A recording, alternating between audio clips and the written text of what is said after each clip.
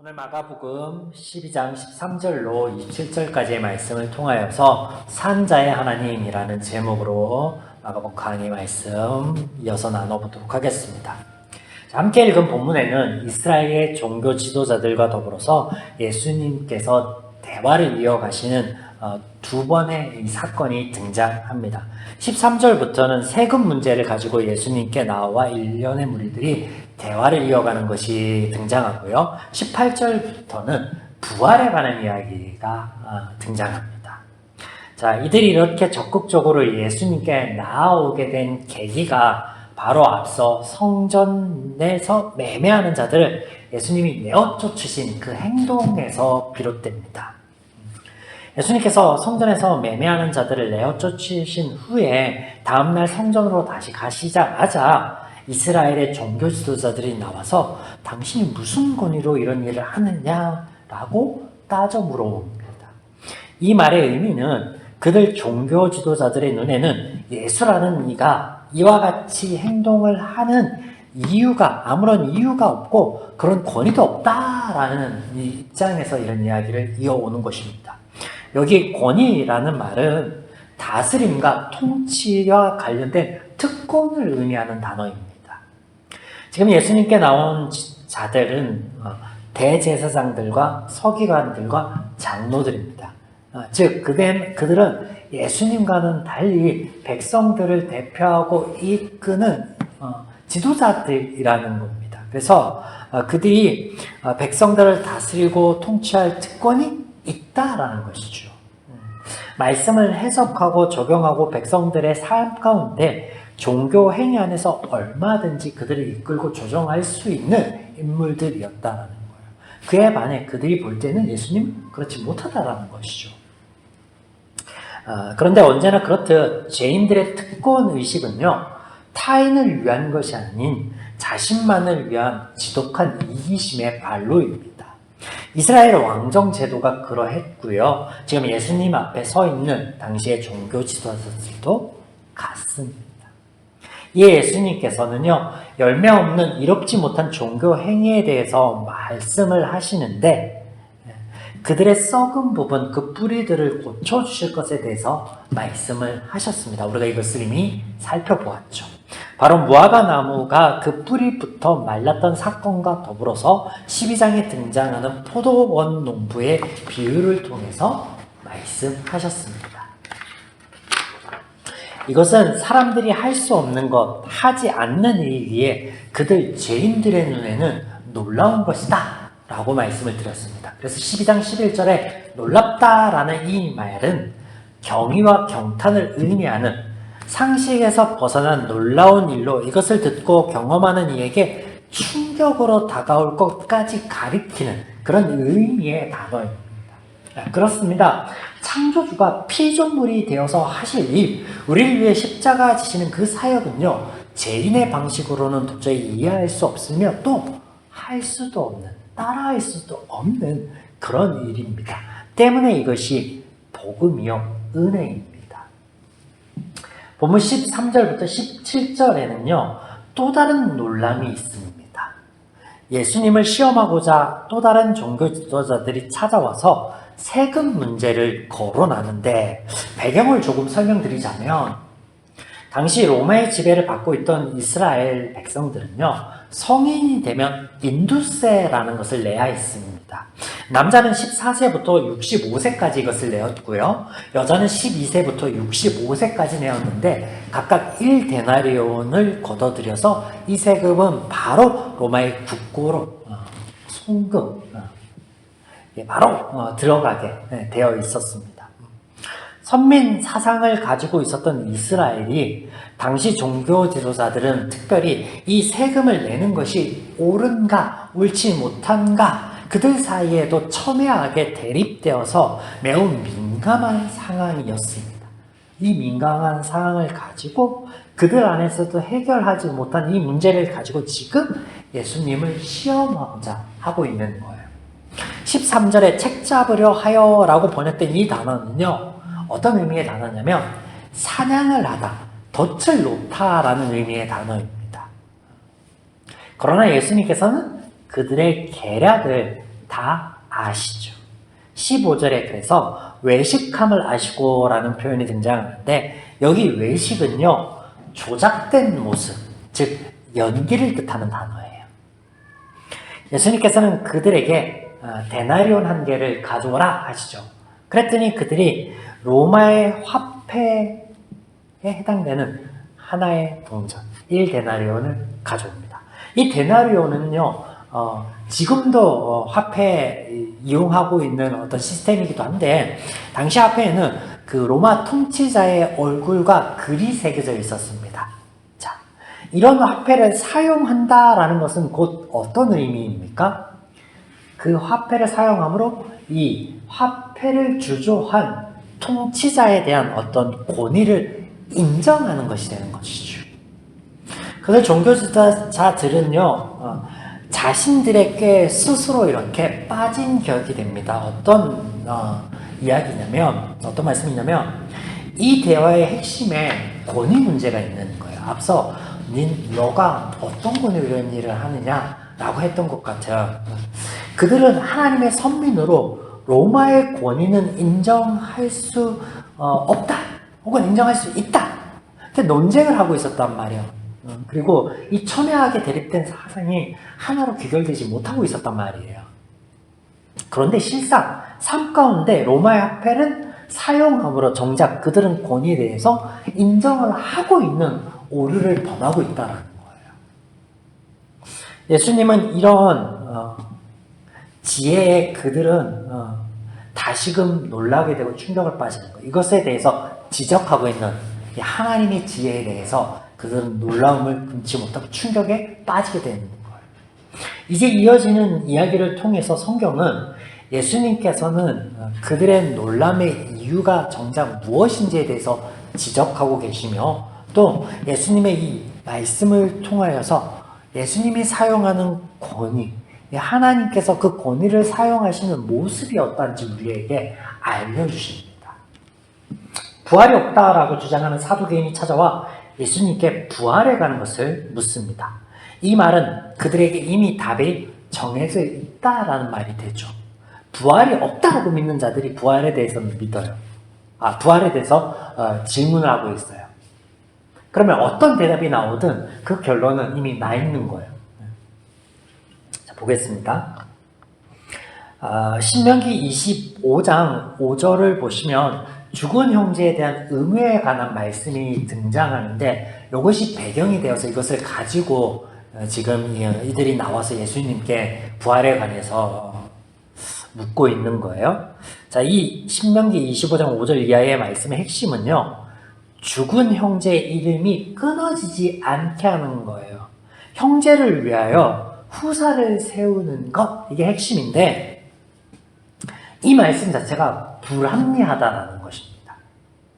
하나님의 말씀대로 후사를 잇게 하기 위하여 형제들이 차례대로 장가를 들어간다면 본문처럼 후에 부활할 때 그러면 그 관계가 엉망이 된다라는 거예요. 그래서 하나님의 말씀의 불합리성에 대해서 때문에 부활 후의 상황에 고려하지 않은 것에 대한 말씀의 부당성에 대해서 지금 이 종교지도자들이 언급하고 있다는 거예요. 그런데 부활이 없다고 여기는 그들 사두개인의 입장에서의 그들 입장에서만 보면요. 부당성을 언급할 이유가 사실 없습니다. 왜냐하면 그들은 부활을 믿지 않잖아요. 근데 부활 때의 관계가 엉망이 됨을 가지고 부당성을 얘기하는 것 자체가 오류인 거죠.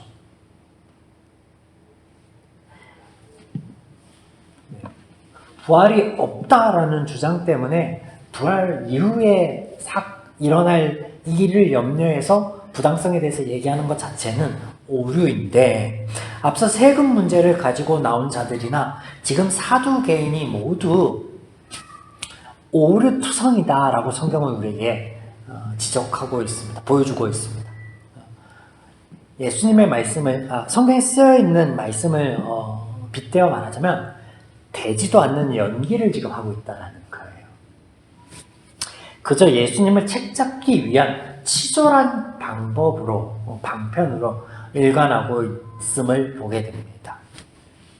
자, 사실 그들 사두개인이 지적하는 바 하나님의 말씀의 불합리성은요, 오히려 하나님, 예수님 앞에 나와 있는 그 종교 지도자들, 죄인들의 불합리성에 대해서 지적하는 격이 되고 있습니다. 이것을 성경은 우리에게 말씀하고 있죠. 그들이 불합리성에 대해서 네가 어떤 권위를 가지고 이 일을 하느냐라고 묻는 거에는 불합리하다라는 거예요. 그런데 그렇게 묻고 있는 그들이 불합리함에 대해서 성경은 말씀하고 있고요. 그리고 부활에 대해서 딴지를 걸고 있는 그들은 정작 부활에 대해서 믿지도 않는 그들이 그렇게 말을 하는 것을 성경은 보여줌을 통해서 그들 자체의 오류를 통해 그들이 얘기하는 것 자체가 불합리하다라고 말하므로 그들 모두 죄인의 불합리성에 대해서 말씀하고 있다는 거예요. 오류투성이다라고 말하고 있는 거예요. 이런 오류투성, 불합리한 것, 이것이 또한 앞서 예수님의 말씀 안에 있는 열매 없는 신앙생활이기도 합니다. 이에 예수님께서 그들에게 말씀하십니다. 너희가 성경도 하나님도 알지 못함으로 크게 오해하였도다. 여기 오해하다라는 단어가 무척 의미심장한 단어입니다. 정도 혹은 진리에서 벗어난 방황이나 방랑을 의미하는 말이기 때문에 그렇습니다. 네. 여러 번 보았던 죄라는 단어이죠.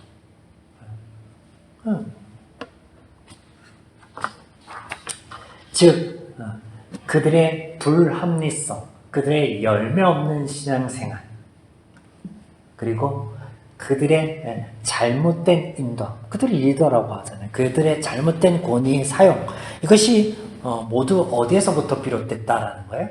죄에서부터 비롯되었다. 하나님을 알지도 못하고 하나님의 말씀을 알지도 못하는, 더 나아가 그 말씀을 따르지도 못하는 그 삶에서부터 비롯되었다라고 성경은 우리에게 가르치고 계십니다. 자, 우리가 한 가지 더 생각해 볼 것은 지금 갑자기 생뚱맞게 종교 지도자들이 부활에 관한 논쟁을 예수님과 더불어 하고 있습니다. 그런데 언제 하나님께서 부활에 관해서 이 이전에 말씀하여 주신 적이 언급한 적이 있느냐라는 질문을 들고 옵니다. 없어서 질문 드리는 거예요. 부활이라고 언급한 것이라고는요, 예수님께서 당신의 그리스도로서의 사역을 말씀하며 나는 십자가에 죽을 것이고 사흘 만에 부활할 거야 라고 말씀하실 때 그때 한 번 사용되었습니다. 그 이전에는요, 이 부활에 대해서 언급한 게 없습니다.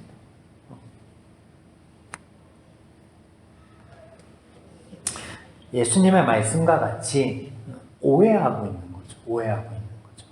그래서 그런 그들에게 예수님께서는, 하나님께서는 산자의 하나님이시다 라고 말씀하는 거예요. 이 말씀이 의미하는 게 무엇이냐? 그 직전 구절에 아브라함의 하나님, 이삭의 하나님, 야곱의 하나님, 이 하나님이 산자의 하나님, 산자를 위한 하나님이다라는 말인데요. 핵심은 이거예요. 하나님의 사랑하심, 은혜의 역사, 죄인의 삶 가운데 들어오신 임재와 동행, 그리고 소명을 말씀하셔 주시는 그저 은혜입니다. 아브라함이 아브라함 내게, 또 야곱의 삶과 이삭의 삶 가운데 함께하여서 소명을 주시고 그들이 하나님을 아는, 그래서 누리는 삶으로 인도하여 주시는 그 하나님의 은혜의 역사, 은혜.